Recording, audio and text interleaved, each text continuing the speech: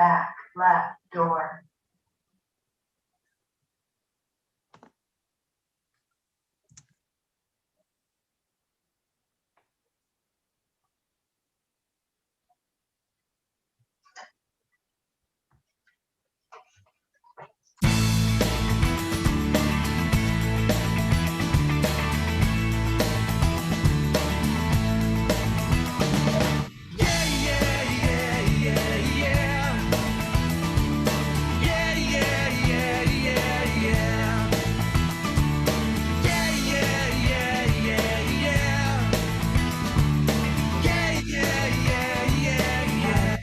Registered. We all got a life to live. We all gotta get together. Just open your heart and let it out. We all got a piece to bring. We all got a song to sing. Just open your heart and let it out. Yeah. When I reach out to you and you to me, we become B'Tselem Elohim. When we share our hopes and our dreams, each one of us B'Tselem Elohim. We all got a tale to tell. We all want to speak it well. Just open your heart and let it out. We all got a mountain to climb. We all got a truth to find. Just open your heart and let it out. Yeah. When I reach out to you and you to me, we become B'Tselem Elohim.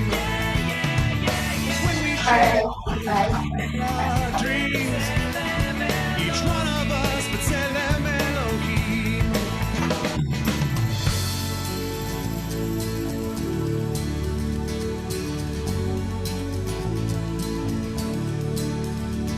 Bereshit bara Elohim. Bereshit bara Elohim. Bereshit bara Elohim. All our hopes, all our dreams. Bereshit bara Elohim. Each one of us B'Tselem Elohim. Bereshit bara Elohim. All our hopes, all our dreams. Bereshit bara Elohim. Each one of us B'Tselem Elohim. Yeah.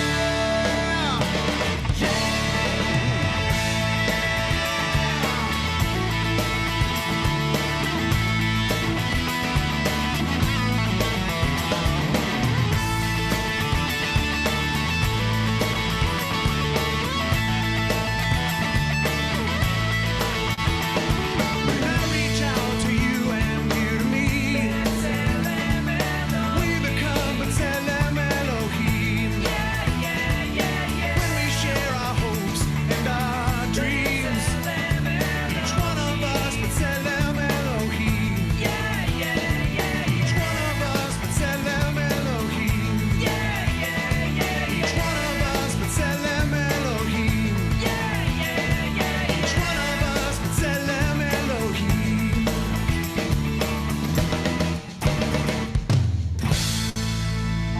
Left door.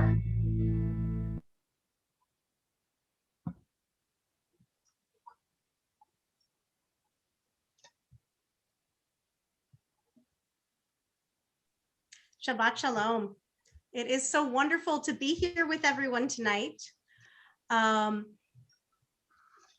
We are here this evening at Or Hadash, welcoming in Shabbat and also marking Jewish Disabilities Awareness and Inclusion Month, JDAIM. The month of February is a very important month. We have spoken about it several times in our community as Black History Month and a time to lift up the Black experience, both within our American society and especially noticing how the African American experience intersects with our Jewish experience, as well as lifting up the experience of Jews of color and the role of Jews of color in all of our communities. February is also JDAIM, Jewish Awareness, Jewish Advocacy and Jewish Disability Awareness and Inclusion Month. Gabby Kaplan-Mayer would get so angry with me if I flubbed that. So, you know, it's just on a live stream. There's no record. So it is my pleasure tonight to be celebrating diversity, neurodiversity, physical diversity, all kinds of disability inclusion in and across our Or Hadash community tonight, both with our service this evening and especially as we welcome Rabbi Julia Watts-Belser, who is joining us here at Or Hadash tonight to share her Torah. Following our service, Rabbi Julia will present for us and also open up the conversation to us about disability inclusion and Shabbat as a paradigm for disability justice. And so I look forward to learning from her, learning with her, and learning with all of you. And so I just want to share that there are two places from where people are joining us tonight. The first is here on Zoom, and the other is here on YouTube Live. I have the chat on both of those services open. And so throughout the service, as we solicit feedback and comments from people, I will be taking into account things that are said both on YouTube and on Zoom. I also want to welcome Esther Mack tonight, who is joining us and providing live cart captioning. So I want to give a quick note. If you are on YouTube Live, the live captioning is showing up as embedded in the live stream. If you are on Zoom and you do not see the closed captions, please take a moment to find the button at the bottom of your screen that says CC. If you do not see it right away, it might be under the 3 dots, the options that say more, and hit the button that says show subtitle. Once you do that, the subtitles will appear and we'll be able to participate fully in the service. And so I want to welcome everyone here tonight and to turn to Wendy Elliott Vanderveer, who is the chairperson of our inclusion committee here at Or Hadash, who is going to lead us in the lighting of the Shabbat candles, as well as a special prayer honoring and making visible this important work of inclusion that not only does she lead for us at Or Hadash, but that also embodies so much of the work she does as an artist, as an activist throughout the world, and especially here in Philadelphia. So I want to hand it over to Wendy for candle lighting and shedding our light tonight on disability awareness. Okay, Baruch atah Adonai Eloheinu melech olam asher kiddushanu b'mitzvotav v'tzivanu lahadlik ner shel Shabbat. And I'm going to read a prayer by Rabbi Michelle Greenfield. God of our ancestors, support me as I take on this work of creating and supporting holy communities. May my words and actions help to create an open, inclusive, accessible, and welcoming Jewish world. Source of connection, just as you take note of those who call out to you, help me to pay attention to the people in my community with disabilities and to take the time to listen as they communicate their needs, desires, and emotions. I know that this task is not mine alone. Help me to build partnerships and to remain mindful of my own limitations and to continue the work even when it is difficult.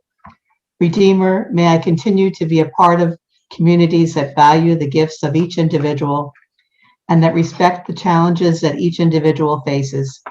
Guide me as I work to create space where each unique person feels comfortable and seen, and where differences are seen as a blessing. Baruch atah Adonai Elohim, Baruch atah Adonai Mishneh Havriot. Thank you, God, for making your creations varied. No more, and we say, Amen. Amen. Thank you. Page 7. Yada-dun-dai, dai, dai, yada-dun-dai, dai, dai, yada-dun-dai, dai, dai, dai, yada-dai, dai, dai, yada-dun-dai, dai, dai, yada-dun-dai, dai, dai, yada-dun-dai, dai, dai, dai, yada-dai, dai, dai, yada-dun-dai, yada-dun-dai, yada-dun-dai, dai, dai, yada-dai, dai, dai, yada-dun-dai, yada-dun-dai, dai, Yada-dun-dai, Yedid nefesh avarachaman mishoch avdecha el retzonecha yarutz avdecha kemo hayhal yishtachaveh el muhadarecha Teravlo yedidutecha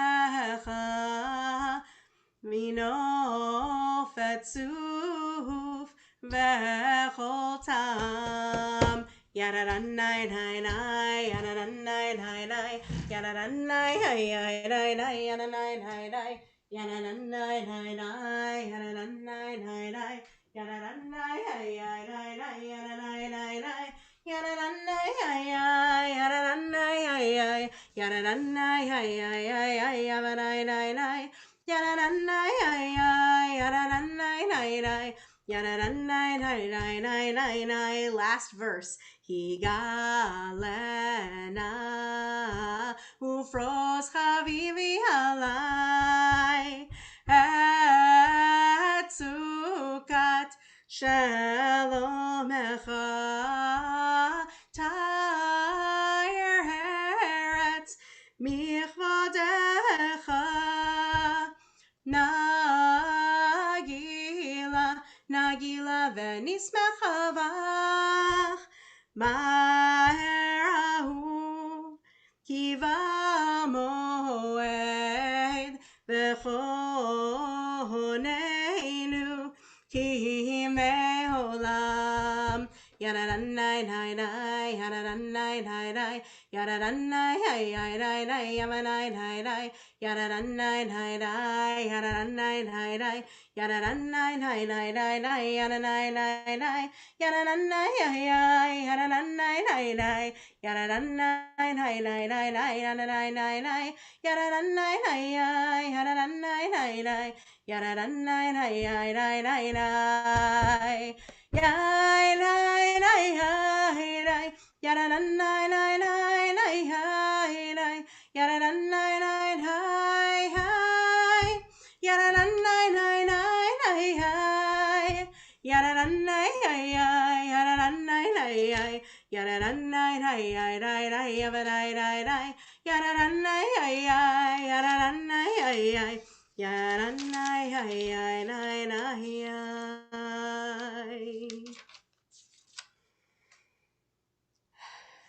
Page 25, we turn to Psalm 96, Shiru Ladonai, Shir Hadash. Sing to Adonai a new song on this evening of JDAIM Shabbat as we lift up and shed light on the diversity of the humanity that makes up our Or Hadash community, shedding light on our various disabilities and the ways in which they both make us unique on this earth and also help us to bring our own unique voices and unique Torah teachings to our community through our own lived experience. Shiru Ladonai, Shir Hadash, sing to Adonai a new song, to me takes on sort of a different valence, a valence not of I guess a valence both of listening to hear for the Shir Hadash, the new song that comes forth from each and every one of us, but also the idea of being seen, or rather being heard, however we understand those words, seen and heard, as someone who has a new song to sing. We might sing it with our hands, we might sing it with our feet, we might sing it with the way our own unique minds put together thoughts in ways that are different from those who are around us and allow us to see the world in different ways. Shiru l'Adonai shir chadash. Sing to Adonai, sing a new song. And as we lift up each of those new songs in harmony with one another, we hear that new song in a new way.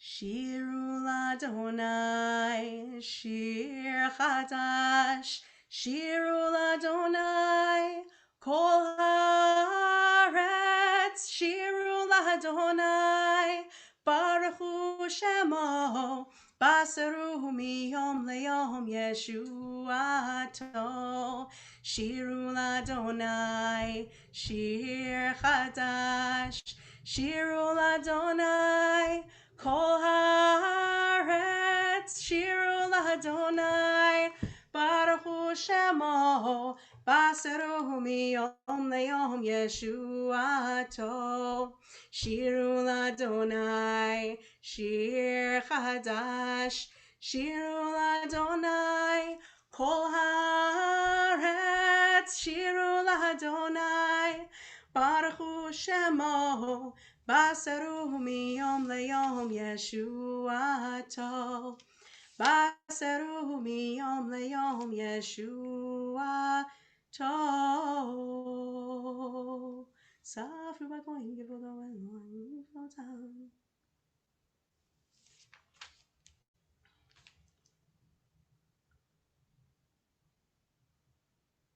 Lifnei Adonai kiva kiva lishbot haaretz, yishbot tevel betzedek, ve'amim be'emunato.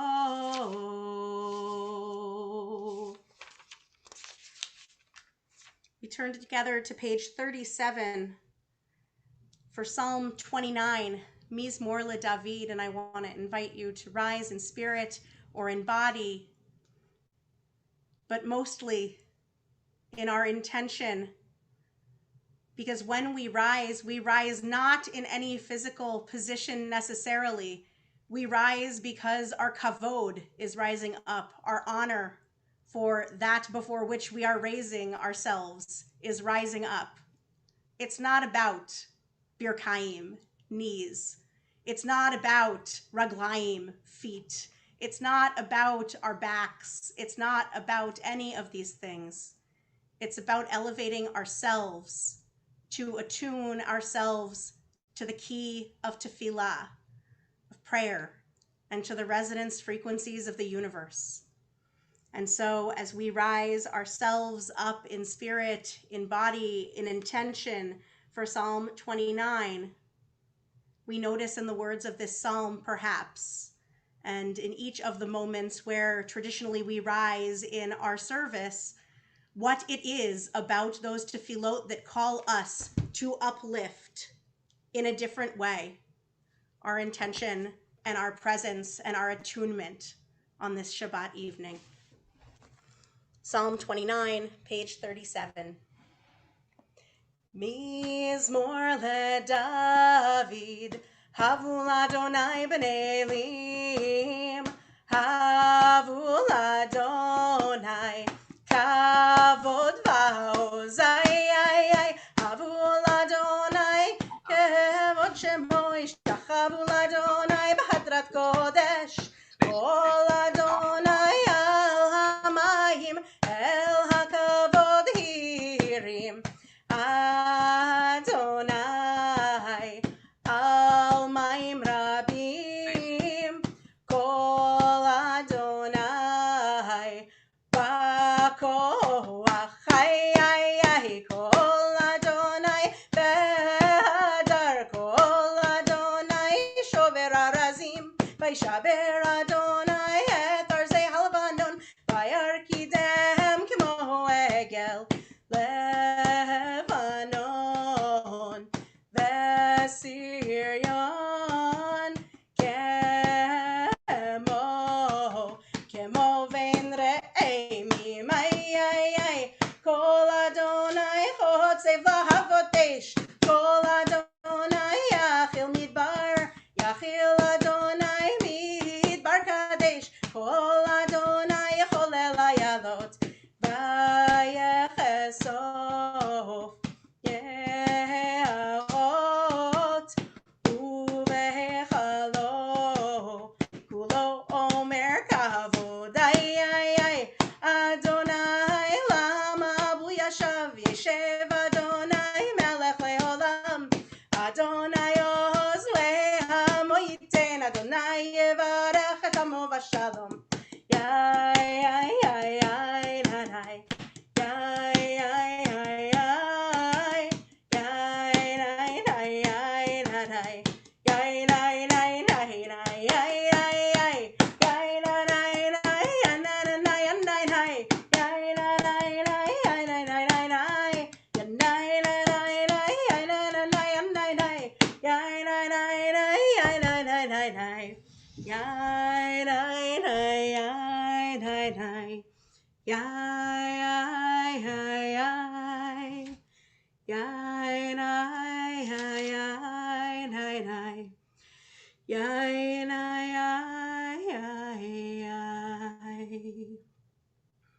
Shabbat Shalom.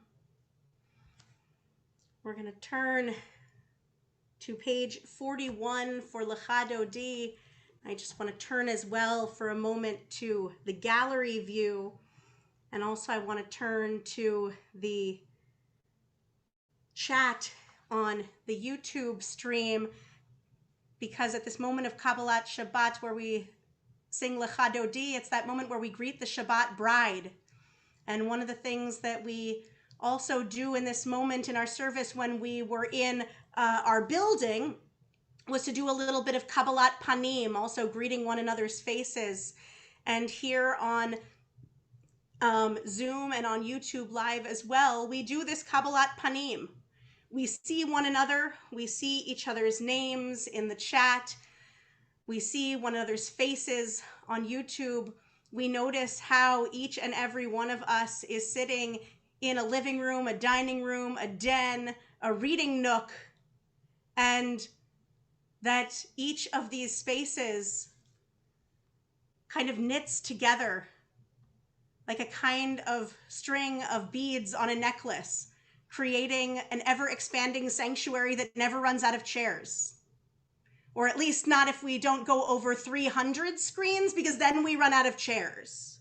So, but just to take a second and notice who's here with us, I just want to say Shabbat Shalom to those who are joining us on YouTube. Shabbat Shalom to David, Len, and Stephanie.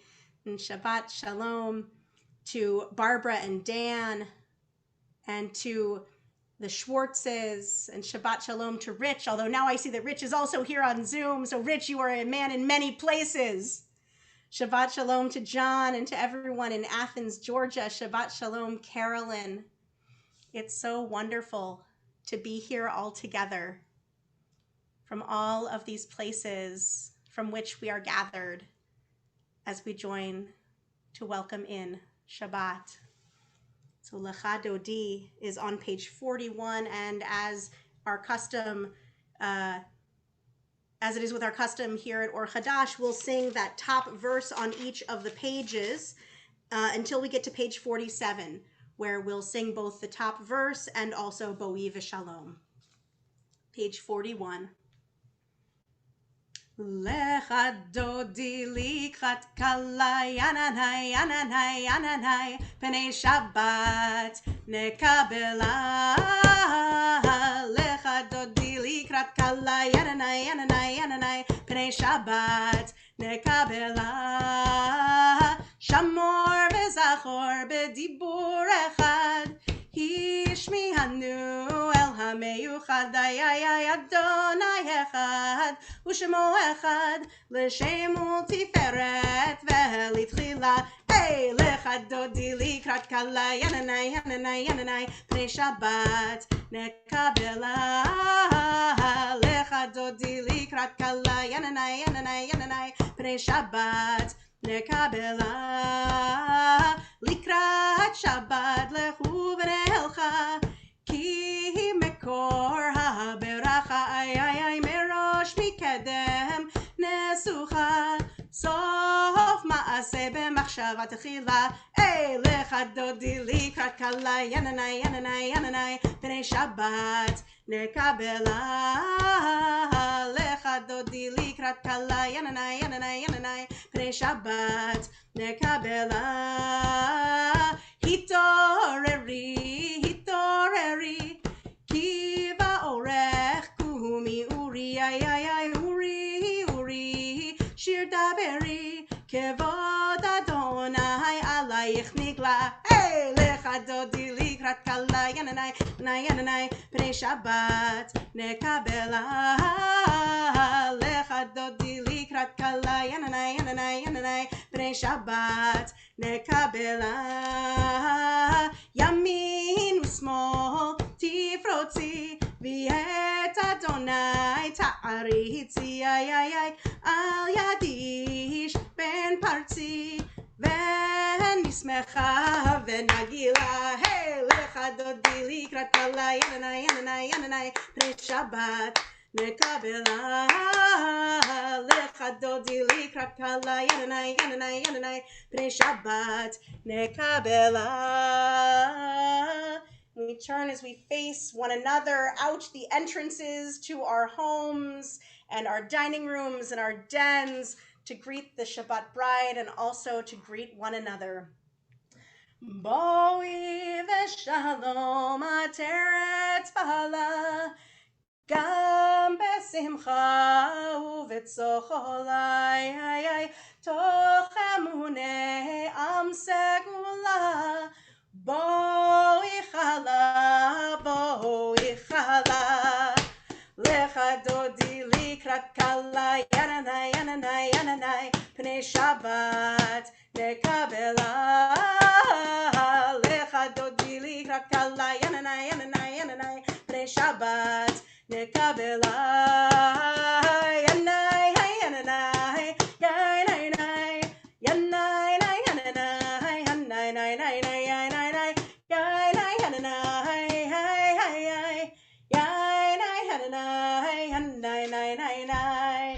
לך דודי לקראת כלה, ינני ינני ינני, פני שבת נקבלה. לך דודי לקראת כלה, ינני ינני ינני, פני שבת נקבלה. Page 49. מזמור שיר ליום השבת, טוב להודות לאדוני, ולזמר לשמך עליון, ולזמר לשמך עליון, להגיד בבוקר חסדך ואמונתך בלילות, עלי עשור ועלי נבל, עלי היגיון וכינור. מזמור שיר ליום השבת, טוב להודות לאדוני, ולזמר לשמך עליון, ולזמר לשמך עליון, כי שמחתני אדוני בפועלך, במעשה ידיך ארנן. מה גדלו מעשיך אדוני, מאוד עמקו מחשבותיך. מזמור שיר ליום השבת, טוב להודות לאדוני, ולזמר לשמך עליון, ולזמר לשמך עליון.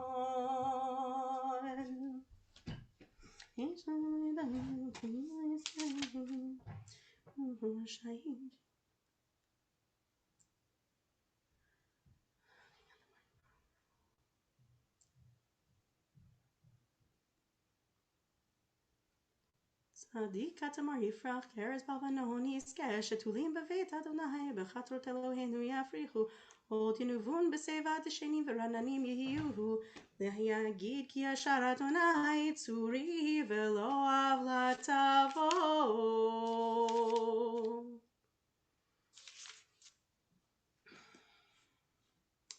We turn to page 57 for Baruch as we rise in spirit or in body and call one another to worship. And as we bless the source of life, so we are blessed. As we bless the source of life, so we are blessed. As we bless the source of life, so we are blessed. And the blessing brings us strength and makes our vision clear. And the blessing gives us peace and the courage to dare. As we bless the source of life, so we are blessed. Barechu et Adonai HaMevorach.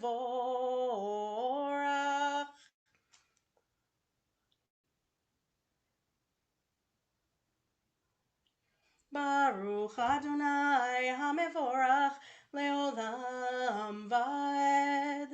Baruch atah Adonai Eloheinu melech haolam, asher bidvaro mariv aravim b'chokhmah potech she'arim, u'bitvuna mishaneh itim.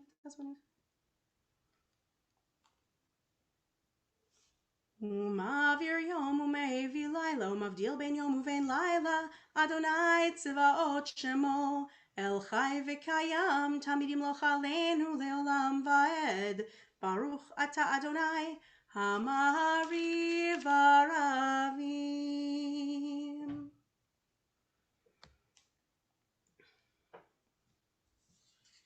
I want to invite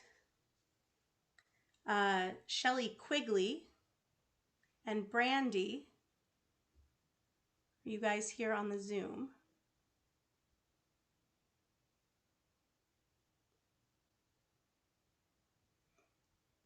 Here we go. I'm gonna, there we go.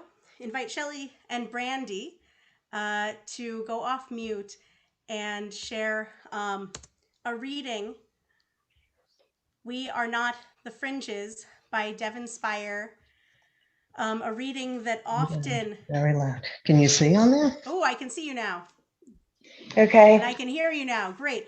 A reading that mentions the Talit blessing that typically we say only in the mornings, but that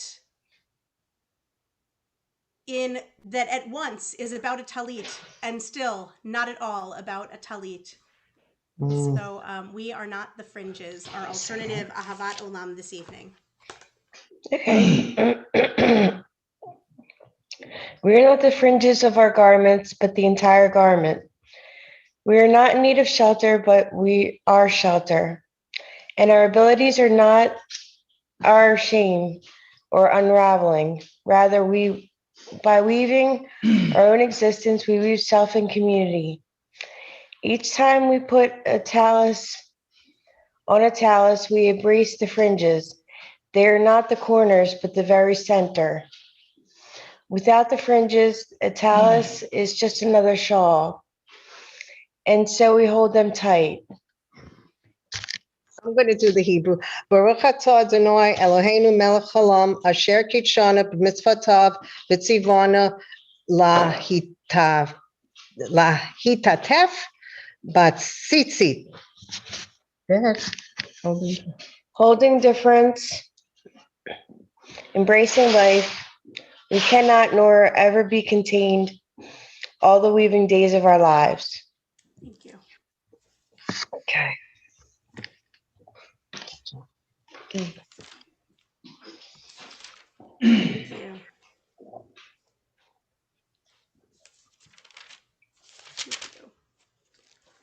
Baruch atah Adonai Ohev Amo Yisrael. We turn to page 65 for the Shema. Page 65. Shema Yisrael, Adonai Eloheinu, Adonai Echad. Ve'ahavta et Adonai Elohecha v'chol levavecha uv'chol nafshecha uv'chol meodecha ve'hayu hadvarim ha'ele asher anochi mitzavecha hayom al levavecha v'shinantam levanecha v'dibarta bam b'shivtecha b'veitecha ובלכתך בדרך, ובשוכבך ובקומך, וקשרתם לאות על ידיך, והיו לטוטפות בין עיניך, וכתבתם על מזוזות ביתך, ובשעריך, והיה עם שמוע תשמעות. We continue silently with one of the two biblical selections that follows.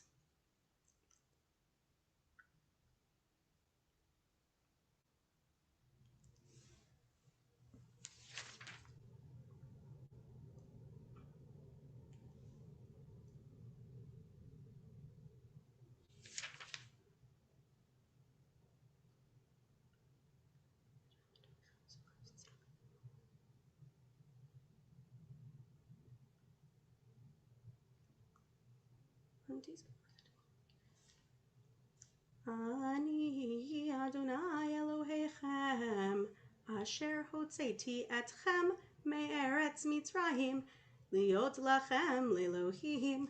Ani Adonai Elohechem, Adonai Elohechem, Emet. I want to thank Marilyn Cass for her beautiful interpretation of the Hebrew for Shema and Ve'ahavta.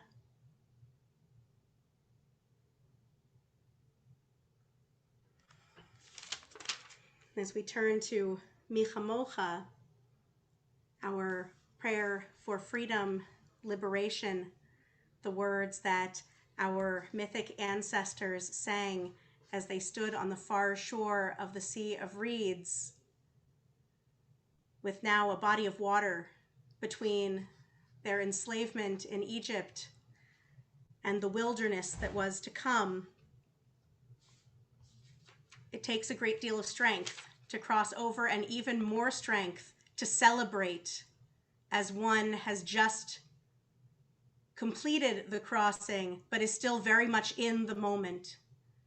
And so as we sing Mi Chamocha on page 79, I want to invite you in the chat on YouTube or on Zoom here to share an experience of freedom that you have had through the lens of disability. However you understand that prompt.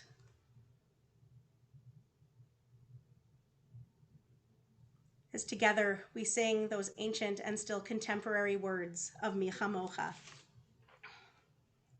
Umalchuto beratzon kiblu alechem Moshe uMiriam uvnei Yisrael lechanu shira v'simcha rabba ve'ameru chulam Mi Chamocha, Mi Chamocha, Mi Chamocha, Mi Chamocha, Mi Chamocha, Mi Chamocha ba'elim Adonai.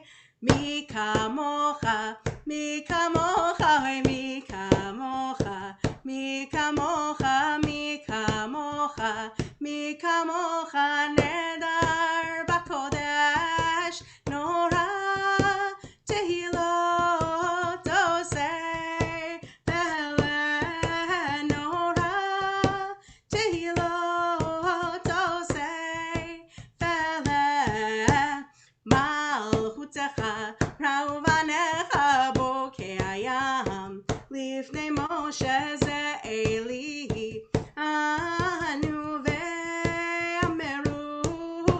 Adonai yimloch leolam.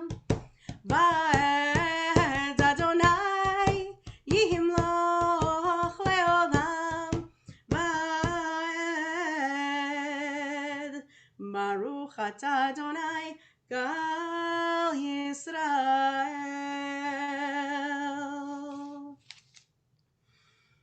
Page 81. Hashkivenu Adonai Eloheinu l'shalom v'amidenu malkeinu l'chaim ufros aleinu sukat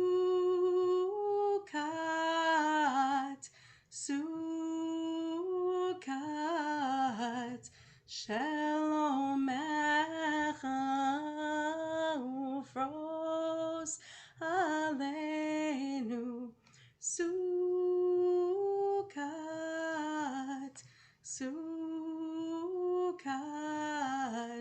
shalomecha, spread over us the shelter of your peace. Sukat shalomecha.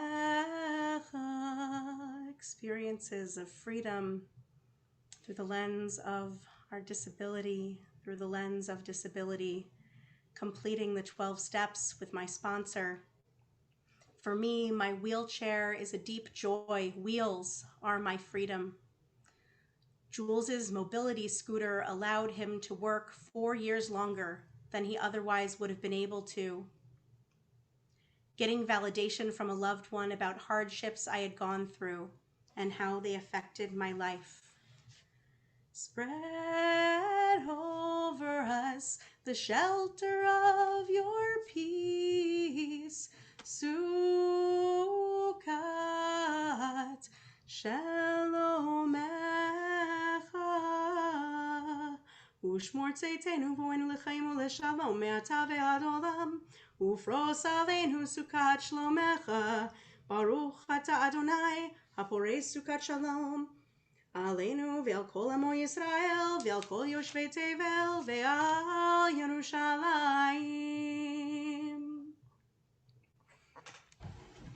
V'shamru on page 85, we rise in spirit, in body, in intention. V'shamru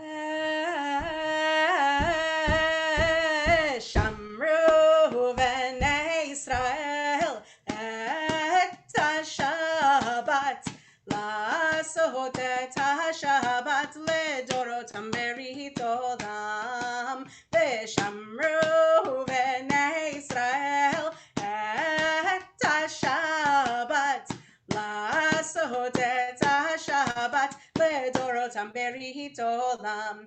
ביני ובין בני ישראל אותי לעולם, אותי לעולם, אותי לעולם. ושמרו בני ישראל את השבת, לעשות את השבת לדורותם ברית עולם. כי 6 ימים עשה אדוני את השמיים ואת הארץ. ושמרו בני ישראל את השבת, לעשות את השבת לדורותם ברית עולם. וביום השביעי שבת וינפש, שבת וינפש, שבת וינפש. ושמרו בני ישראל את השבת, לעשות את השבת לדורותם ברית עולם. Page 87. יתגדל ויתקדש שמך רבה. בעלמא דברה חירותי וימליך מלכותי בחייכון וביומכון ובחיי דכל בית ישראל בגלה ובזמן קריב ואמרו אמן. יהי שמי רבה מבורך לעולם ולעולמי עלמיה יתברך. יתברך וישתבח ויתפאר ויתרומם ויתנשא ויתהדר ויתעלה ויתהלל שמך דקודשה בריחו לעילה מן כל ברכתה ושירתה תושבחתה ונחמתה תמירן בעלמא ואמרו Amen. The silent Amidah for Friday night begins on page 91 as we incline our hearts and our prayers in the direction of the east.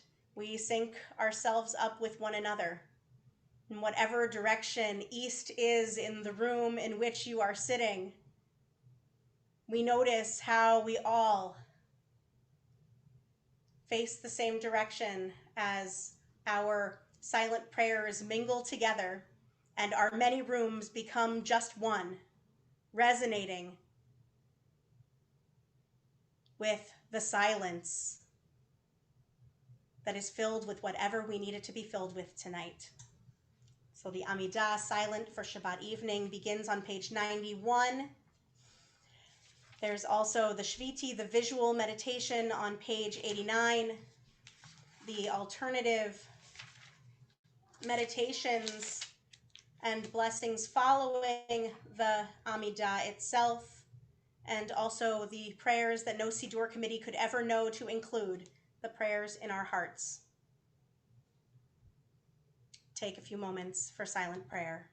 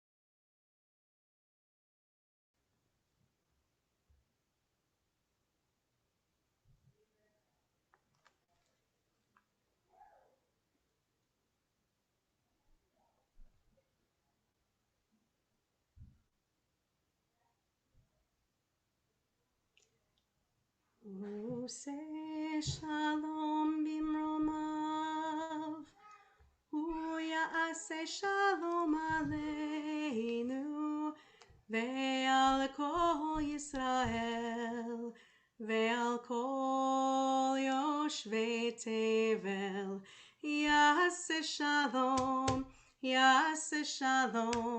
shalom aleinu, ve'al kol Yisrael, Yaseh Shalom, Yaseh Shalom, Shalom Aleinu ve'al kol yoshvei tevel. Yaseh Shalom, Yaseh Shalom, Shalom Aleinu ve'al kol Yisrael. Yaseh Shalom, Yaseh Shalom, Shalom Aleinu ve'al kol Yisrael. Yaseh Shalom, Yaseh Shalom, Shalom Aleinu ve'al kol yoshvei tevel ve'imeru. Amen. Shabbat Shalom and welcome back from our private space, private moment for silent prayer into this moment after the Amidah, where we turn our eyes and our hearts outward, our Mishaberach Lecholim, our prayer for healing and wholeness, where we announce the names of all of those who are in our hearts, all of those in our community, all of those in our concentric circles of community who are in need of healing, healing of body, healing of mind, healing of spirit.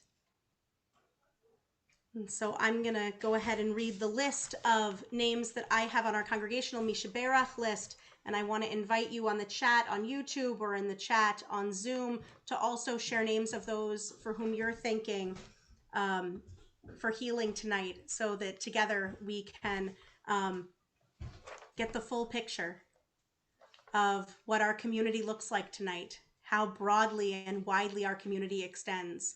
Because when we pray for healing, when we sing our Mishaberach Lecholim, we turn our eyes to perhaps the widest reaches of our community, because we remember how interconnected we all are, even in these moments of illness, of brokenness, of isolation, where we might feel the least connected. We are, in fact, quite connected indeed. Mishaberach Avoteinu Mekor Habracha Leimotenu. May the source of strength, who bless the ones before us, help us find the courage to make our lives a blessing, and let us say Amen. And this evening, we're thinking of and sending our hopes and our energies for healing and wholeness to Andrea Abrams Herbert, James Alberts, Roberta Archibald, Arden Bell, Barry Bell, Carol Mueller Bell, Rabbi Deborah Bowen, Sarah Sarulnik, Bill Conrad, Robin Cupo, Francesca Dever, Faye Fishman, Eric Gershman, Jonathan Giannini, Patrick Gibson, George and Gail Glansberg, Hal Goodman, Talia Gottesman, Barbara Granger, Ed Grimes, Amy Gross, Alberta Hall, Cordula Hamish, Peter Hoagland, Chava Hurley, Michelle Kalish, Sharon Cass, Beverly and Howard Kaufman, Fran Kaufman, Elsie Lieberstein, Len McEwen, Robert Mueller, Anthony Nero, Lisa Nicholson, Riley Pablo, Thomas Pablo, Stan Pollock, Abby Rosenberg, Mike Rosenberg, Shelley Sanders, Willie Schneer, Bertha Schwartz, Margaret Steiber, Ellen Stewerman, Lloyd Suter, Jeff Taylor, Lynn Van Engel, Isabel Vita, Stan Weckstein, Millie Weissman, John Woolman, Grace Zangwill, Sonia Frischkin Zangwill, Eileen Zeff, Rosine Paul, Debbie Hoffman, Jean Horowitz, Bruce Abrams, Itzik Mandelbrod, Bella Mandelbrod, Kenny Gorelick, Florence Weinstein, Dorothy Lyons, Fiona McDevitt, all of those who are recovering from COVID, our country in need of healing, Esther Gluck, Lauren Vandeveer, June Powell, Eric Griffin Shelley, Sue and Dennis Courtwright, Ann Lefko, the Pavel family, Dorothy Berlin, Marley Kiefer, Julie Kolecki, Doug Proudman, Rob Johnson, and all of those who are in our hearts tonight. Mishaberach imotenu mekor habracha leavotenu. Bless those in need of healing with refuah shlema, the renewal of body, the renewal of spirit, and let us say, Amen. We turn from this prayer for healing, where we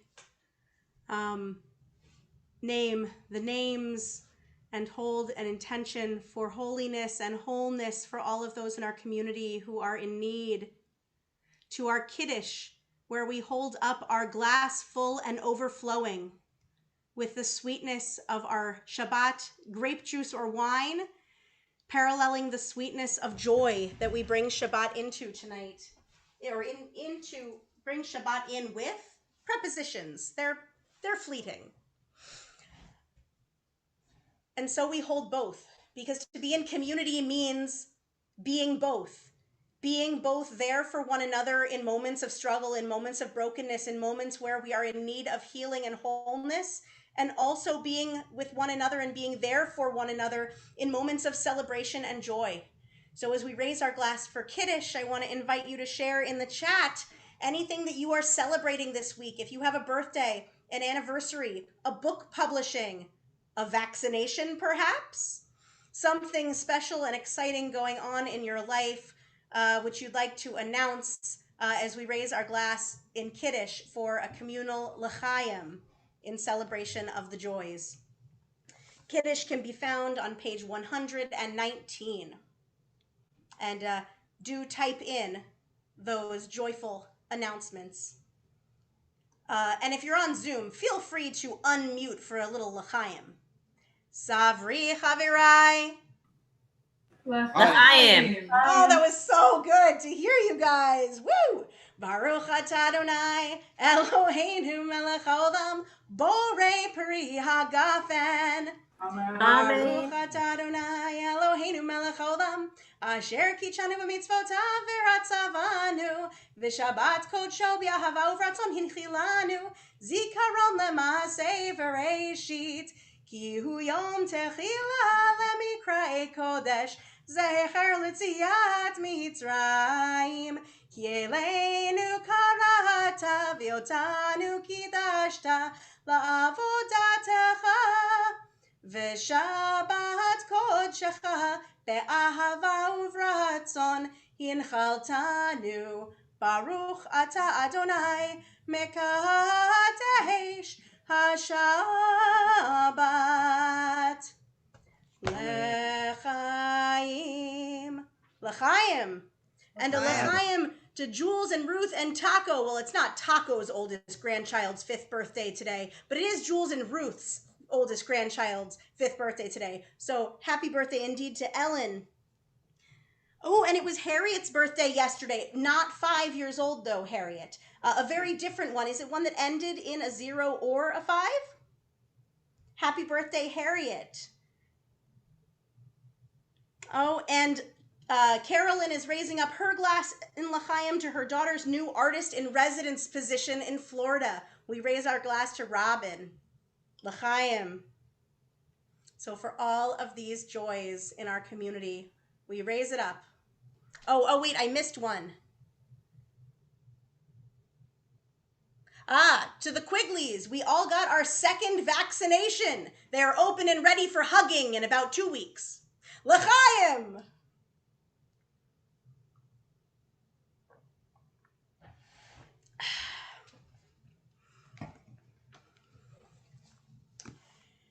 We rise in spirit or in body for Aleinu, page 121.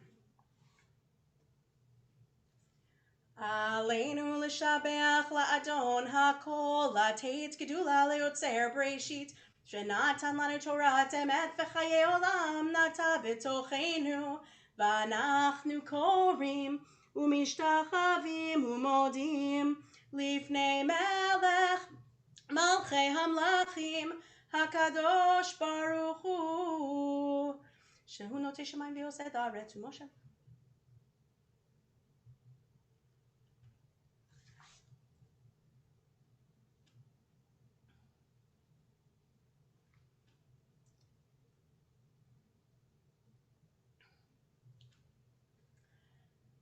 ככתוב בתורתך, אדוני ימלוך לעולם ועד, ונאמר, והיה אדוני למלך על כל הארץ. ביום ההוא יהיה אדוני אחד, ושמו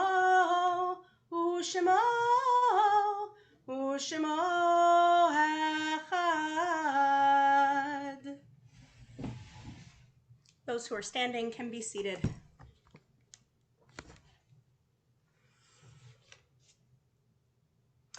We have a few more l'chaims that I missed due to the streaming delay onto YouTube. We raise our glass as well to Dan and Sue receiving their second vaccination on Wednesday, and also to the successful landing of Perseverance on Mars. And Dan and Sue shared that their son was a part of the team at Lockheed Martin to create and test the heat shield. So way to go.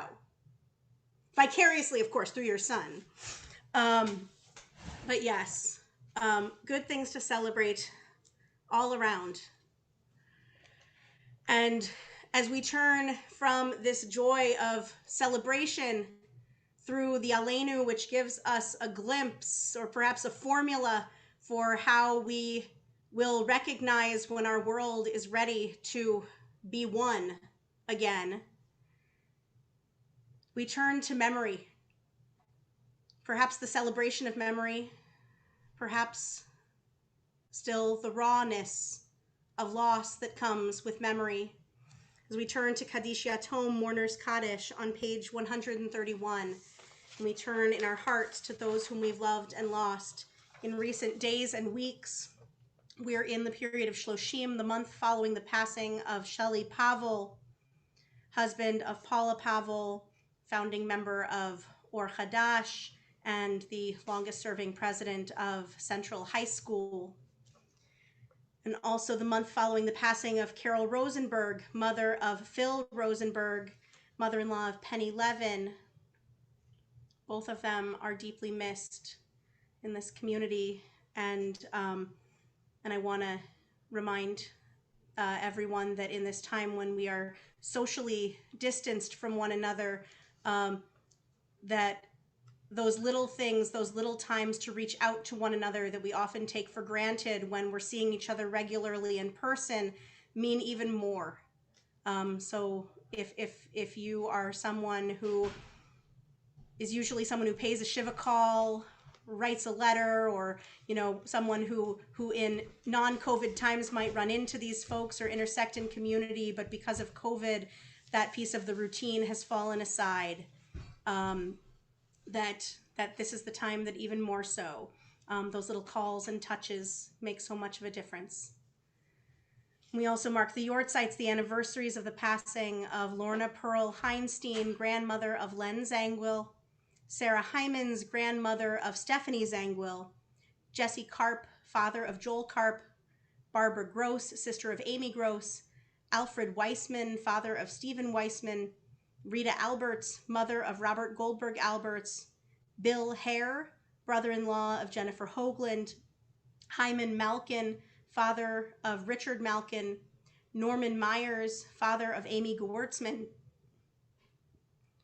Carol Sicherman, mother of Sue Rosenthal, Rose Burns, mother of Stephen Burns, Jan Goldman, aunt of John Shapiro, Evelyn Sachs, mother-in-law of Amy Gross, Charles Zubo, father of Rick Zubo, Danny Shern, brother of Rabbi Vivian Shern, and George Snell, father of Jill Snell. We also are saying Kaddish tonight for Barbara Granger, Philomena Ranieri Ward, and Steve Margolis. And are there others? Please list them in the chat. We are also saying Kaddish for all of those who have passed and been laid to rest as they've succumbed to COVID-19, nearly each and every one of them having died in the last 11 months from this novel coronavirus. And we notice how in our families, our communities, how much loss there really is. And for all of those, thank you, Shelley, who have no one else to say Kaddish for them. And we also are saying Kaddish still for Don Wolf, father of Carolyn Savitsky. So I want to invite mourners and those observing a yortzeit. Oh, and for Sidney Robinson, uncle of Scott Vogan. So I want to invite mourners and those who are observing a yortzeit to rise in spirit or in body for mourners Kaddish. Yitkadal v'yitkadash shemeh rabbah. Ve'alma divra chirutei v'yamlich malchutei. B'chayechon uvyomechon uv'chayei dechol beit Yisrael. Ba'agala uvizman kariv v'imru. Amen. Yehei shmei rabbah mevorach leolam u'lamei al maya. Yitbarach v'yishtabach v'yitpa'ar v'yitromam v'yitnaseh. V'yithadar v'yitaleh v'yithalal shemeh dekudsha. Brichu. Le'ela min kol birchata v'shirata, tush bechata v'nechamata, da'amiran be'alma v'imru. Amen. Yehei shlama rabba min shemaya, v'chayim aleinu, ve'al kol Yisrael v'imru. Amen. Oseh shalom b'mromav, hu ya'aseh shalom, aleinu ve'al kol Yisrael, ve'al kol yoshvei tevel v'imru. Amen.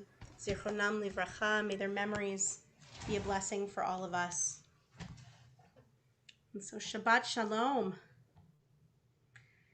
It is my pleasure and my honor to turn it over to Wendy Elliott Vandeveer, Chair of the Or Hadash Inclusion Committee, to introduce our special speaker and scholar this weekend, or this evening.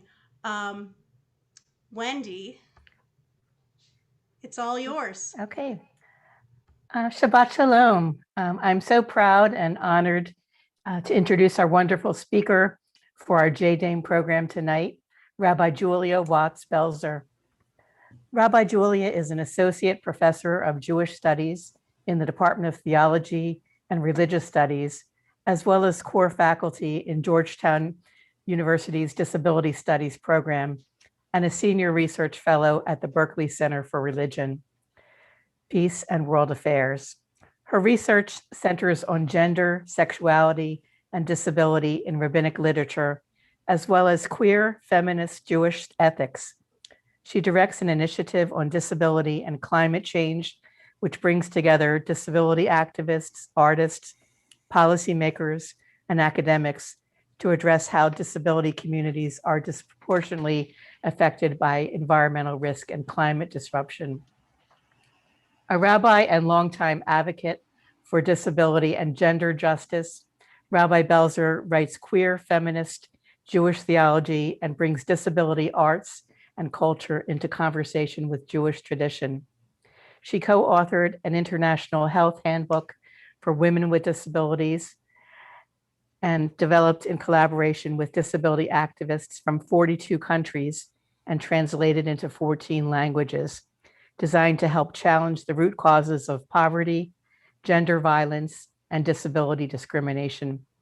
She's an avid wheelchair hiker, a lover of wild things, and a passionate supporter of disability dance. Let's all welcome Rabbi Julia Watts-Belser. Wendy, thank you so much for that introduction and for all the work that you have done to bring this program into being, and the work that you have done in your community and in this wider world. It's really a tremendous pleasure to be here tonight.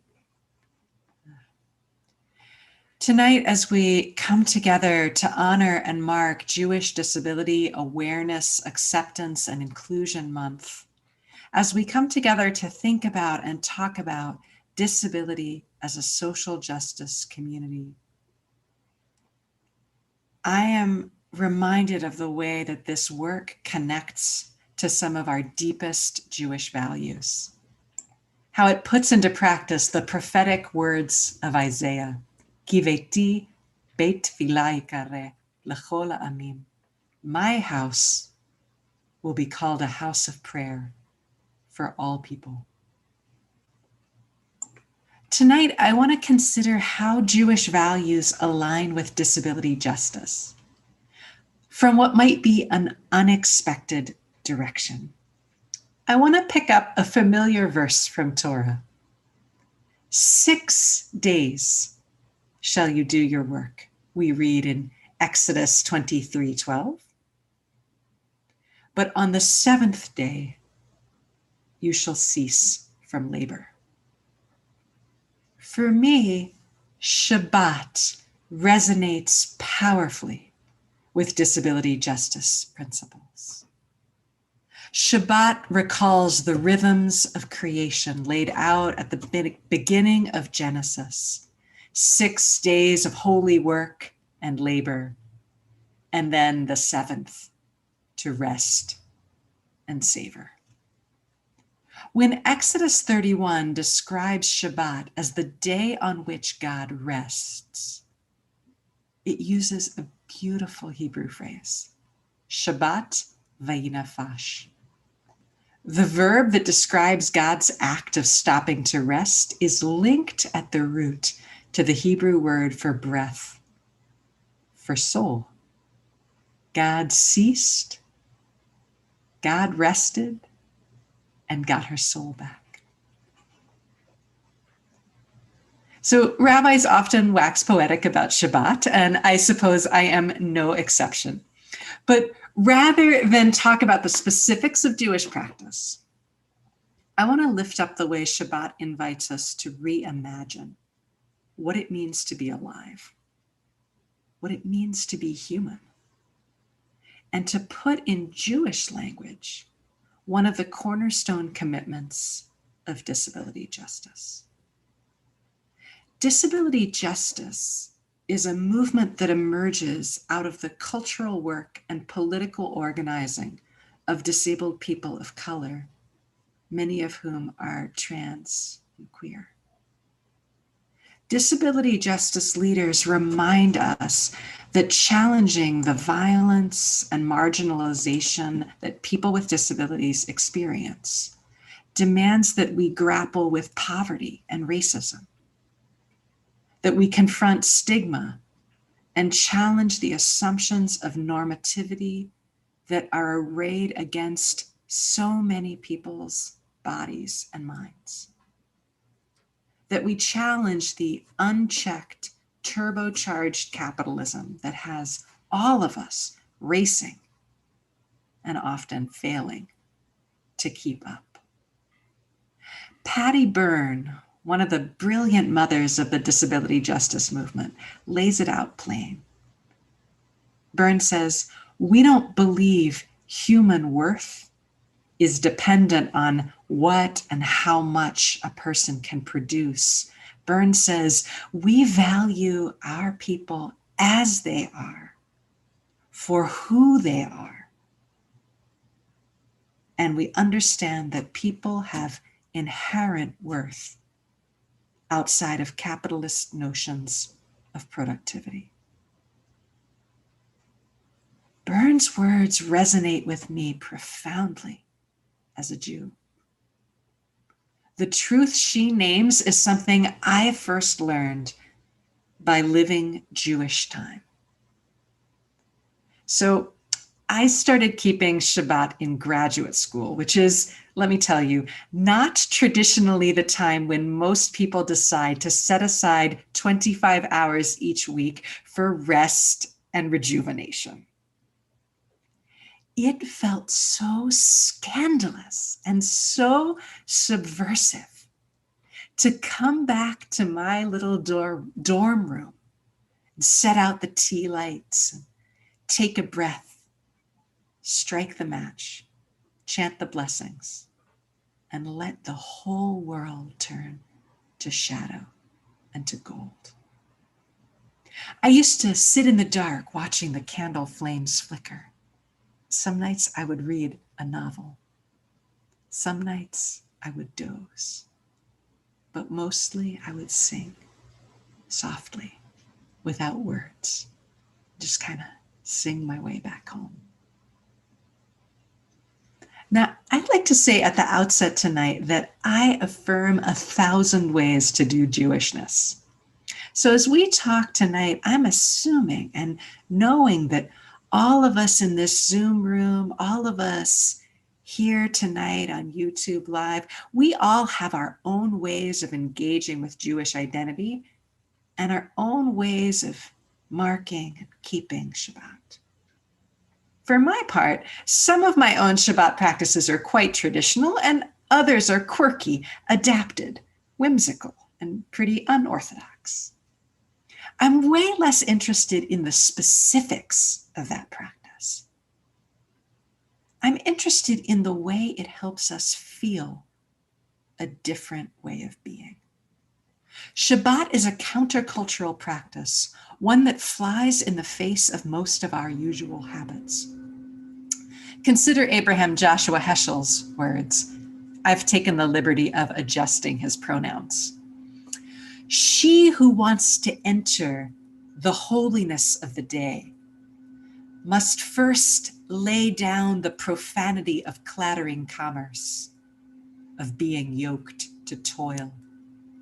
She must go away from the screech of dissonant days, from the nervousness and fury of acquisitiveness, and the betrayal in embezzling her own life. Now, left to my own devices, I am a great embezzler. I would eat up my life with worry and work and fear. It's Shabbos that reminds me, I am more than my to-do list. My humanity is not dependent on my ability to get things done. Shabbat, I believe, is an antidote to ableism, to the cultural patterns that tie our basic value as people to our ability to labor, produce, accomplish, and earn. Ableism is a complex system, one that works in myriad ways to deny disabled people access, agency, resources, and self-determination. Ableism manifests in social attitudes that stigmatize disability, architectural barriers that impede access, the complex set of power relations and structural arrangements that privilege certain bodies or minds as normal while marking others as deviant, dangerous, and despised. I take a political view of disability, a view that recognizes that disability is not just a biological fact, but a cultural product. We built this world. We built this world in ways that work for a particular sort of people. We designed the standardized tests, the beauty myth, and the standard deviation curve. We developed the 9 to 5 or the 9 to 9 workday. Sorry if you can't keep up. We fashioned the systems that cherish efficiency and productivity over decency, kindness, respect, and care. Dominant culture tends to rank people's worth on the basis of accomplishment. It prizes forms of doing that are economically productive, that earn money, status, accolades, and all the trappings of approval. Disability justice refuses the assumption that the measure of a person's value lies in what they can do, in how much and how quickly they can produce. Now, let me be clear, the fight for access to employment for people with disabilities and the fight for labor justice and a fair wage, that's one that matters to me deeply. But I also believe that if we pin all our hopes on work, we risk making work the arbiter of human worth. The Jewish values I cherish teach differently. A cornerstone of Jewish ethical commitment is the recognition that we are all made B'Tselem Elohim, in the image of God. To be Tselem Elohim isn't dependent on speech or smarts or your ability to work the system. God doesn't see herself just in the clever or the quick or in the lives we hold up as billboards of accomplishment. And disability justice, it too demands a place, a future for all of us.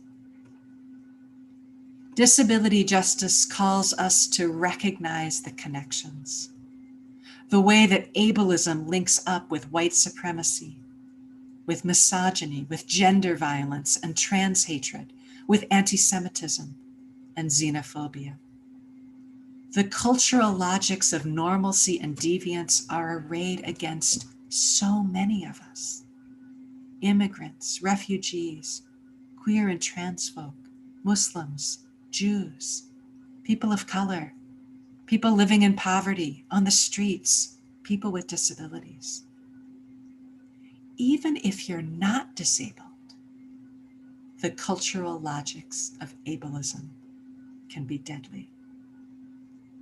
Ableism is part of what drives the brutal culture of efficiency that makes us head to work even if we're sick, that imagines the body as an obstacle to someone else's bottom line. Ableism is that fear that gnaws so many of us in the night, that we're only as good as our last accomplishment, that if we're feeling bad, we better fake it, that we only matter if we're healthy, wealthy, and well. This lie that work is all we are, this is what Shabbos comes to shatter. My favorite way to usher in Shabbat is in the woods at twilight. There's that particular moment when the shafts of sunlight slice like dusty gold between the trees. For an instant, each individual leaf turns incandescent. As the darkness comes, I find it softens my vision, smoothing away the sharp-edged sight of ordinary time. And I start to notice what I missed before, the sudden flight of birds against the darkening sky, the shimmer of grass in the evening breeze. The calculating gaze of most of my days gives way to a different kind of perception, and I glimpse as much through the wind on my skin as I do through the sight of my eyes.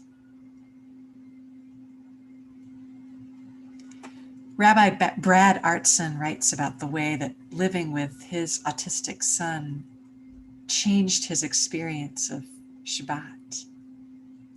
Back when his son was really young, he tells the story of how he used to try and get his son to hurry up on Shabbos morning, to walk more quickly and stop his usual ambling ways. His son wanted to just pause to explore that little patch of flowers and really appreciate the sun. Anyway, by the time the pair arrived at synagogue, they were hopelessly late, and the rabbi's stomach was in knots. He was utterly spent and too frustrated to pray. And as he repeated the experience week after week, he tells about realizing that something finally gave way. He found a different pace. He took a book. He watched his son, his satisfaction, his joy. And he learned, he said, that Shabbat is the cultivated art of letting go, of letting be, of letting in.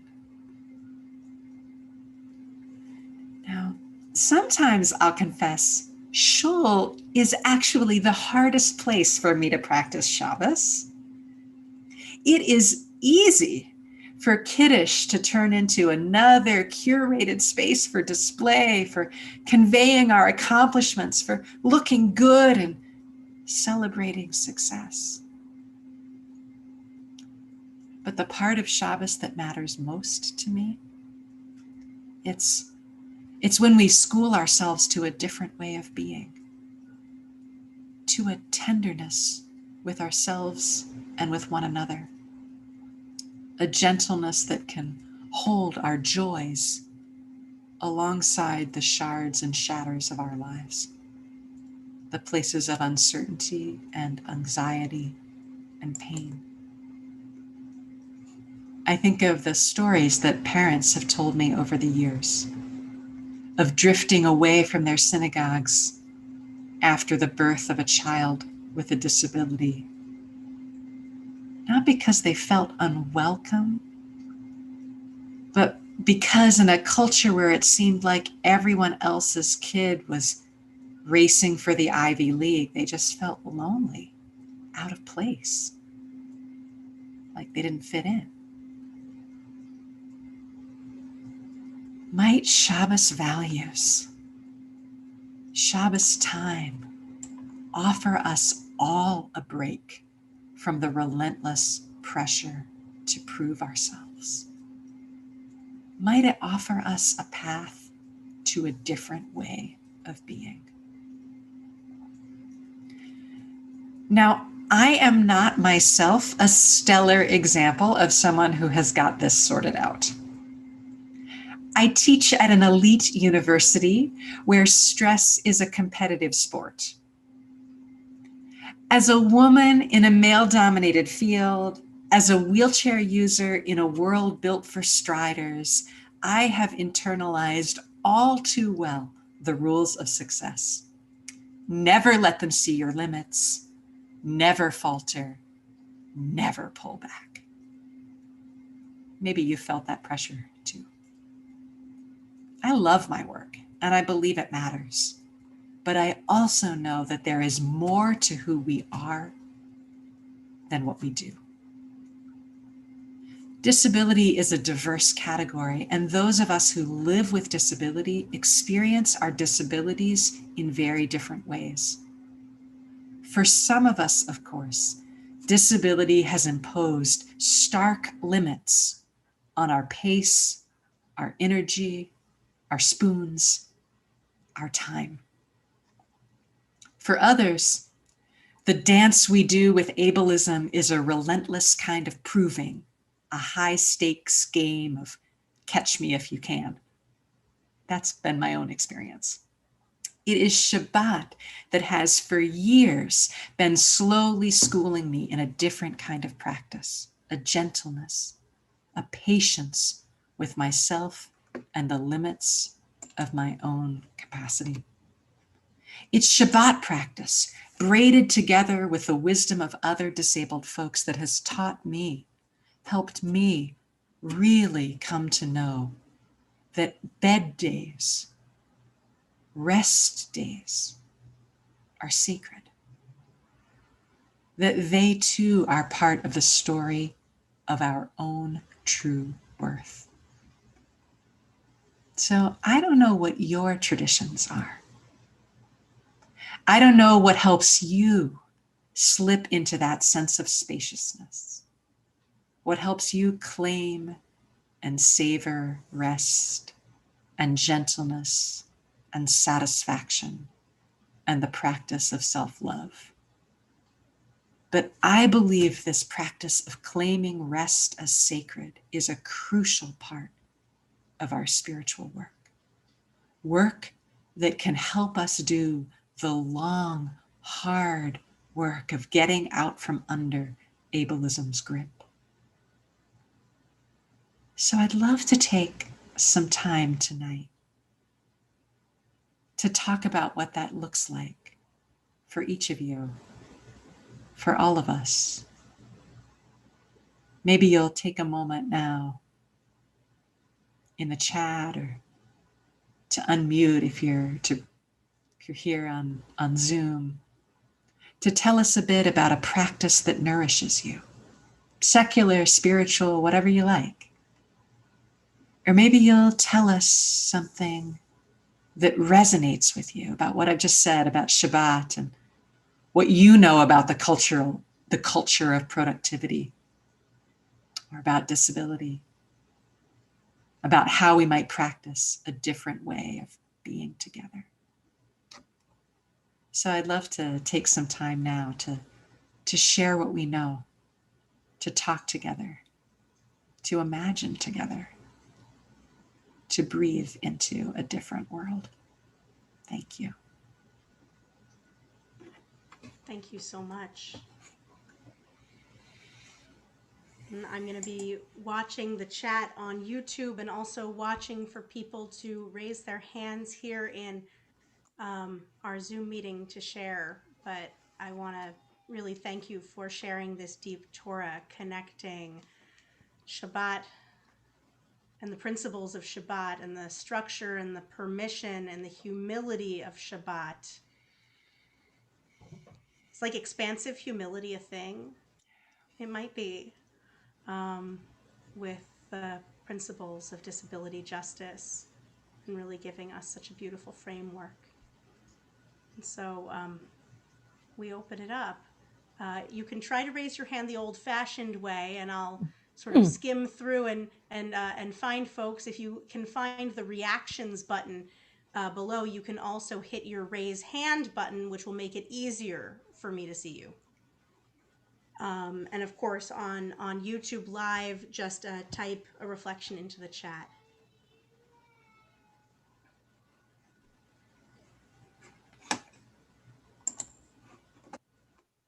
Wendy, I saw you unmute there for a second. Did you have a reflection? Yeah, I just wanted to comment that I personally can really identify with so much of what Rabbi Julia is saying. I was born with my disability. I have spina bifida, and I spent my whole life like overcoming, trying to, to fit in and, almost not be disabled, even though now I'm very proud of who I am, though, exactly the way I am. But I have personally internalized a lot of the ableist notions and rules of success. And this 2 years ago, I finally retired from working for 40 years. And it was really hard for me to do because I was so bound up in that idea that my worth was my job. And now I'm free from that. And I'm focusing on things that really make me happy, doing the activism, making my art, helping educate others. So, that was a hard lesson that I learned. And a lot of people were trying to convince me to retire for a long time. And, it was all tied up with my worth as a human being. Yeah. Wendy, thank you so much for naming that, and for also naming the experience of internalized ableism. We often think about the way that these systems of structural violence and oppression press on us from the outside. That's, of course, a crucial set of dynamics. But what you're speaking about is, I think, so important to also name and acknowledge and do the long, slow, difficult work of recognizing the way in which we take them in, right? And often become our own hardest taskmasters, right? We do the work, sort of like the big structures out there. They don't always have to do it. They just get us, right? To police ourselves, to sort of, it's a hard thing. And I think that recognizing that gently, right? And as you say, sort of slowly doing the unbinding, that to me is also extraordinarily crucial spiritual work. Very, very powerful political, spiritual work.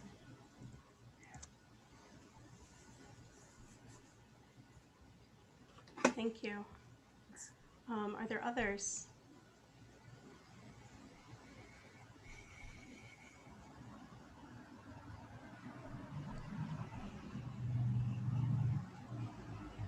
We're usually such a talkative group. We're really hearing from want to pick up, Scott, on your comment in the chat about Oh, the great. way that that sometimes people acquire disabilities because of the Yeah. way that they were raised. Yeah, do you want to say? I know about 10 or 15 people that quite literally were shoved into psychotherapy because their parents did not like some of the things they were thinking, including they were not as religious Jewish wise as the parents were, and ran to mental health professionals and bullied them. Yes. And some of them were shoved into jobs they had no business being in, and they're disabled now, and they were screaming, kicking and screaming and complaining. And I know one doctor that lost his license over it because they said you can't do that. So it's kind of like you have all these problems, but it's just people were traumatized. Yes. The way they were raised, and including back in the culture which I was raised in, people were bullying you with your religious beliefs. Yes. Yes. There's so many different ways that this tight, narrow box of normativity and expectation gets constructed. Right? And I think of so many folks who have pushed against those boxes and sometimes have really faced, as you are naming, Scott, extraordinary harm. So much violence that gets done to them, to us, right? I wouldn't call it violence. I would call it, well, in the case of the doctors, unethical behavior. And it's a failure on all levels of someone to step in and say, particularly the rabbi, you could have stopped it real early and say, I can't allow this pushing of it on him. Yes. We have to let him find it for himself, or her find it for herself. And if they're not going to be religious as you, then I'm going to recommend they get taken out of the religion school and we'll do something else. And I know a few years ago, they took a child away from a parent because the parent was lying about what they had to do religiously. And when they went to the clergy said, that's not true. And child services took away the child until they came up with a plan for religion for the child. Thank you, Scott. Thank you. Also picking up on the chat here from Ruth and Jules. It's really hard to accept that one is not able to be, quote, productive anymore in the way society defines it. And that's so true. So true, right? So much gets tied up in that notion of productivity, right? So much value and worth gets bound up with that notion, and it's really tough. It's really tough. It takes, I think, a lot of inner work and strength to say no, right, to some of those pressures, to recognize those pressures as a lie. Right? I think that this trap around productivity. Right? I mean, I wonder sometimes, like, what with such a narrow view. I love I love that you all put productive in quotes, right? Because I think about, for example, what does it mean to produce joy? Right? What if we thought about productivity, right? You got like productivity points for producing joy or kindness, right? Generosity, for taking time with other people, right? For being there for folks. Somehow that always falls to the bottom of the list, right? In the sort of standard rubric, right? And I would love to just flip that scale around and say, gosh, I mean, you know, what are we aiming to produce? How can we cultivate more of that and honor the folks who are holding up the sky in that regard? So Shelley had her hand raised also, but I wanted to note Jules's response in the chat also. He adds afterwards while you were speaking, Rabbi Julia, yes, and then I wrote and published a novel after I couldn't be productive anymore. Right. I mean, so such a lie. What does it mean to internalize not being able to be a productive member of society anymore, having to take that step out of productive society, and in that place, write and publish your first freaking novel? Right. Like that's extraordinary. A flipping of the script, and I think Beautiful. takes a lot of strength to get over that hump. Yes. Rabbi Belser, could you also comment on Shabbat time and disability time? Ooh. How things take longer, like, for somebody like me, it takes longer to get dressed or to shower and so forth, or, maybe you need a rest break, or, there's a whole other notion of disability time. Yeah. So this notion of disability time, or in some circles, we call it crip time, right? It's like, it's going to take longer to do a lot of the things. And sometimes that's because of the sort of organic rhythms of our own bodies or minds. Sometimes that's because we're waiting for paratransit and they're notoriously late, and so the meeting can't start until we get there. There's just a whole range of things. Shabbat I spoke a little bit before about the way Shabbat has been a kind of slowing down for me. But that resonates, I think, Wendy, with what you're mentioning about disability time, right? Like it takes the time it takes. A disabled friend of mine says, it takes the time it takes. You can't rush it. Right? You rush it, you're just going to kill it. And Shabbat, I think, is kind of like that in a lot of respects. But there's another thing I have really learned from Shabbat, which is how to wait more generously. So my experience of disability involves a lot of waiting, whether that's waiting in doctor's offices, or waiting for a ride, or waiting for aforementioned paratransit, right? A lot of things don't happen on my time scale. And that used to just frustrate me. And I finally realized that I needed to tap into a whole different way of approaching this business of waiting, because it wasn't going to go away.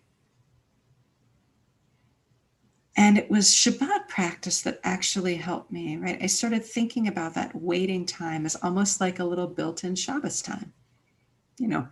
Wasn't quite wasn't pegged to Shabbos in the traditional sense, but I was like, what if I treated this as a moment of like an enforced moment that I could embrace as like a time of rest? I'm not going anywhere. I'm not in charge. It takes the time it takes. And of course, that does not mean that I'm always chill about having to wait, or that it never bothers me to be made late by ableism, right?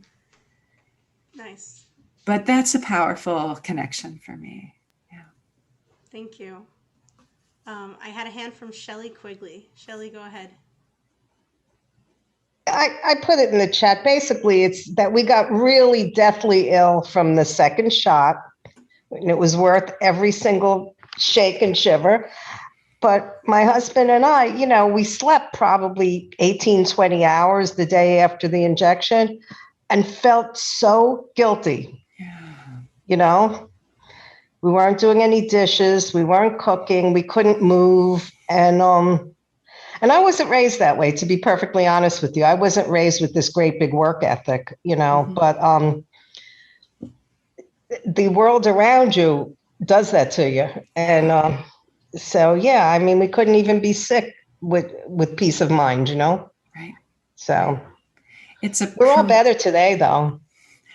I'm Not that we glad to did hear anything it. spectacular today either, but, we did get up and do something, So what you just named, Shelley, is like a great example of what I'm talking about, the way that absolutely. ableism gets us all in its grip. Absolutely. Right? Yep. And how I think, it's really important to me to think about, of course, ableism is most virulent, right? It targets most strongly and does its most devastating work against people with disabilities. And my daughter, her cousins, is she working? Is she working? Yeah, she's working at getting through a day, which is more than you could do, is what I want to say, So Exactly. I totally agree with you, Rabbi.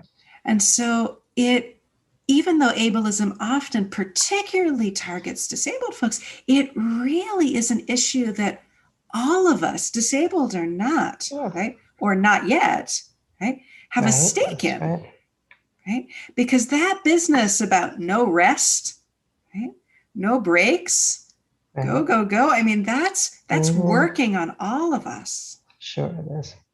Yeah. Thank you. I want to read a couple more that have come in through the chat. Read in from Severio. I guess I was a little harsh, huh? From Severio Scucimari. He writes, "Thank you, Rabbi Sklover and Rabbi Watts-Belser. I'm an Adventist pastor with an autistic daughter. So I share with most of you the reality of disability and the love for Shabbat."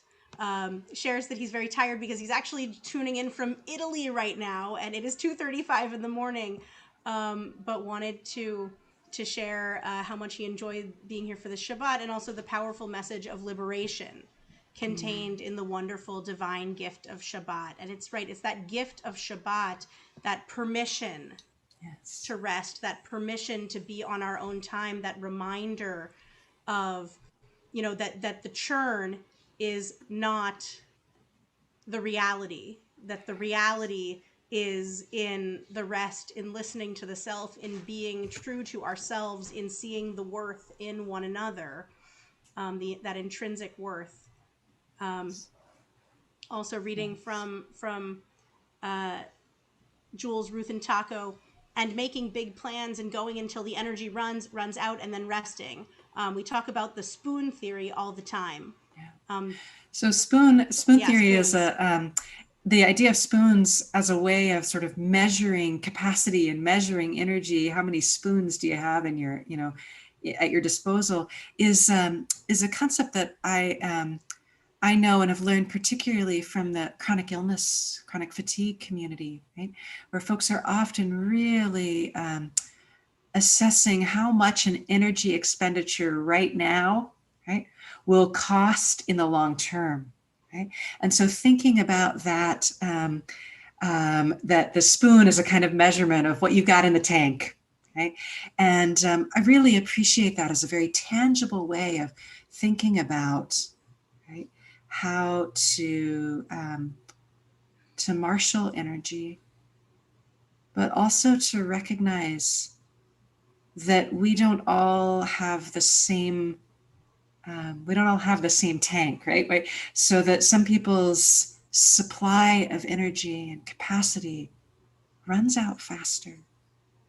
So I think a lot about what does it mean to create flexible rhythms for how we can live and be in community together. to not expect that everyone is always going to be able to be present for everything.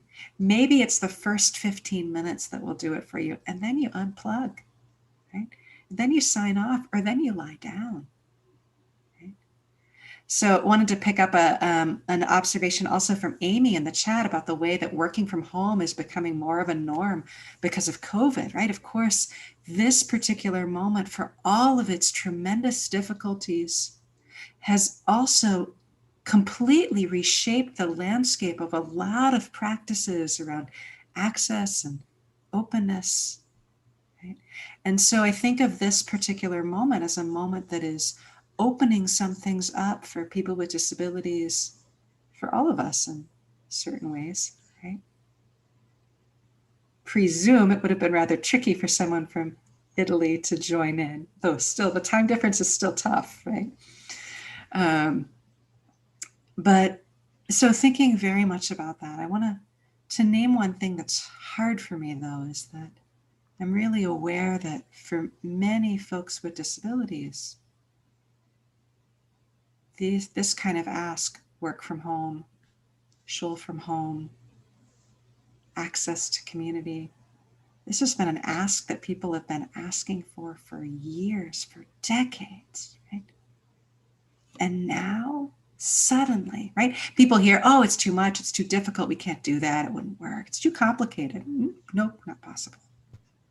And then over the course of the pandemic, in the space of like a couple of weeks, suddenly everything became possible. All the red tape disappeared, all those hurdles, all the, oh, I'm sorry, we can't, all the, it's just not feasibles, right?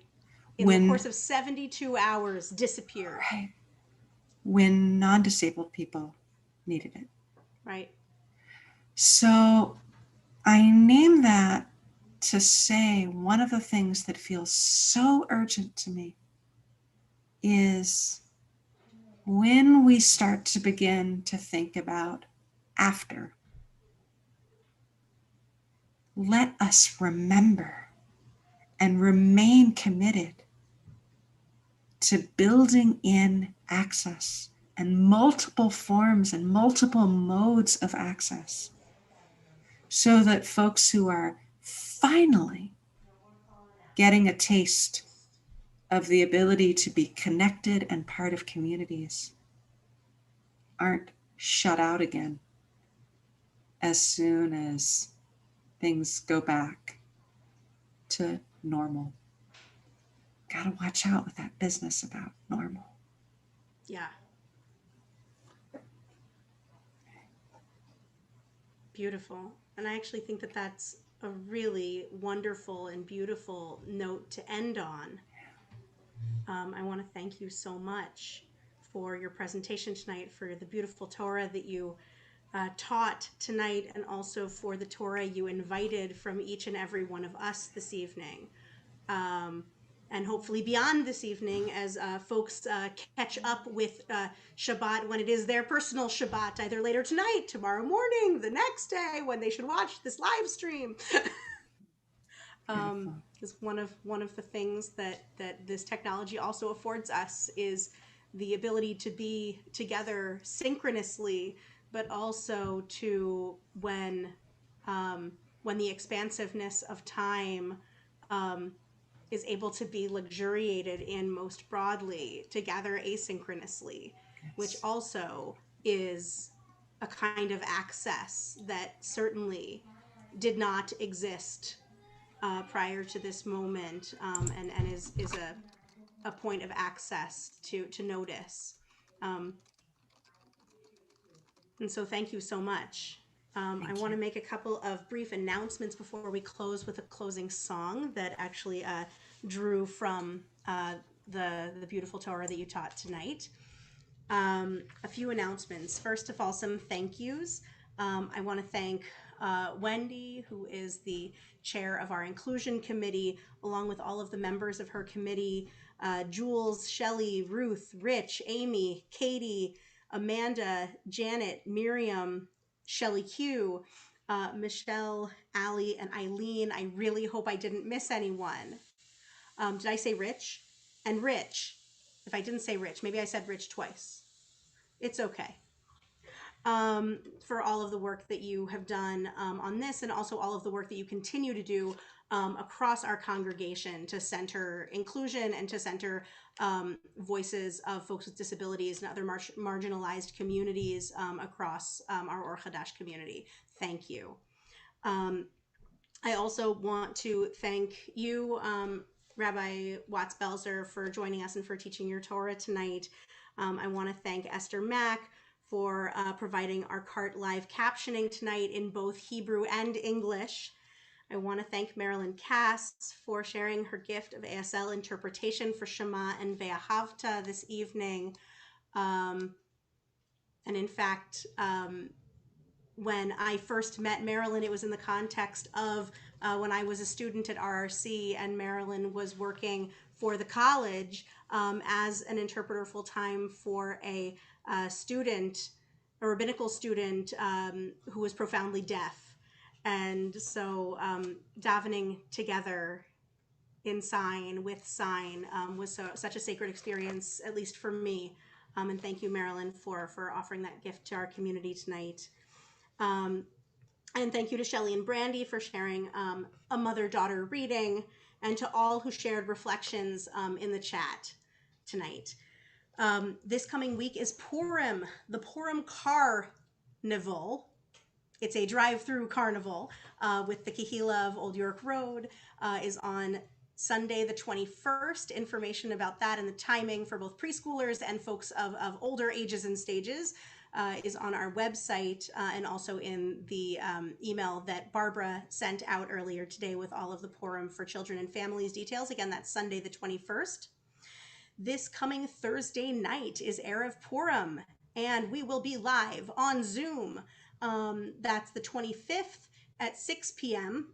And an important action item ahead of Purim is that the link for our virtual costume parade has gone out. We're doing it via VidHug. And so if you want to enter this year's costume parade, put on your costume and record a 10 to 15 second snippet, spiel lit of yourself and who you are for Purim this year. And we're gonna play it as a video montage as we virtually parade on Thursday evening. Those are due by Wednesday night. The link will close Wednesday night. So do take a couple of minutes this weekend, or at least 10 to 15 seconds to get all ready for Purim. Refugee Shabbat is March 5th, Friday night. We'll start with Tat Shabbat at 6 p.m. as it is also a 3-part harmony week. So Tat Shabbat at 6 p.m. Our service begins at 7. It will be co-led in part by our 3rd and 4th graders in Mora Norm's class.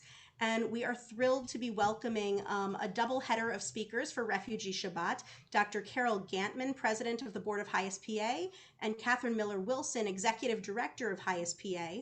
Dr. Gantman will be sharing a story of a local asylum seeker, and Catherine Miller-Wilson will be giving us an update on immigration, the status of immigration and asylum in the United States right now, expected changes under the Biden administration, and how we can get involved. Again, that is Friday night, March 5th, beginning with Tat Shabbat at 6, community candlelighting 6:30, service at 7. And then lastly, the following weekend, March 12th to 13th, is the Shabbaton in your home. That's co-sponsored by our Smile School, which will take our Shabbat B'yachad, our Shabbat Together model, and blow it up throughout the whole of Shabbat, starting with a little bit of a challah bake on Friday night, or on Friday afternoon, opportunities for connecting on Friday night in different ways, our Shabbat B'yachad Torah study and morning service, featuring, get this everyone, a special candy Shabbat morning service. So if you are as intrigued as I am about candy Shabbat, get excited. click the link to register. If you are a Smile School family, you are already registered because it is also a Shabbat B'Yachad. If you are not a Smile School family, because perhaps you are not under the age of 18 perhaps, but love candy, love the idea of spending Shabbat together and bringing a Shabbaton into your home, please make sure that you register so that Barbara knows whether or not to send you a very useful care package for the Shabbaton in our home. And then Saturday night, we'll gather for a hot cocoa and pajama Havdalah with storytelling, an adult quizzo, and singing, and all kinds of wonderful things. So that's March 12th to 13th. Thank you. Jules writes, right, we are inviting, we're welcoming a speaker from Shovrim Shtika, Breaking the Silence, on February 28th at 1 p.m., sponsored by our Adult Education and Israel Committee. It's going to be a really wonderful program on the status of the Arab-Israeli conflict and the experience of soldiers serving in the Israeli Defense Forces and bearing witness to what is happening in the Palestinian territories. So please join us for a presentation from Shovrim Shtika, Breaking the Silence, on February 28th at 1 p.m. I think that those are all of my announcements. And so I want to close tonight. I'll screen share for our closing song. I pulled it up as you were teaching. I think I have it. Wait, I do have it, but my window is not open to the correct. Come on.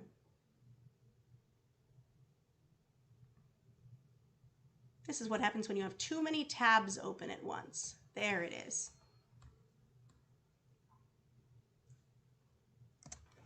We'll close with Vehaviotim, that verse that Rabbi Watts-Belser alluded to from Isaiah at the beginning of her presentation. I shall bring them to my holy mountain and make them joyful in my house of prayer. Their burnt offerings and their sacrifices shall be acceptable upon mine altar, for my house shall be called a house of prayer for all peoples. Vehaviotim el har kodshi, vesimachtim beveit tefilati, olotehem vezivchehem leratzon al mizbechi, ki veiti beit tefilai kare lechol hamim, vehaviotim el har kodshi, vesimachtim beveit tefilati. Yai, yai, yai, yai, yai, yai,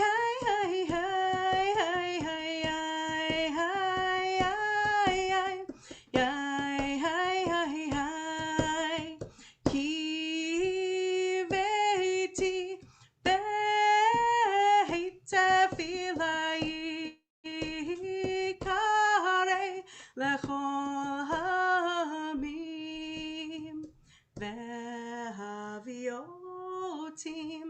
el har kodshi, vesimachtim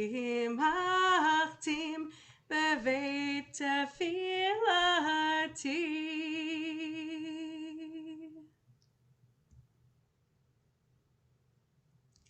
Shabbat Shalom. From our home to your home to all of your homes. Shabbat Shalom. Shabbat Shalom.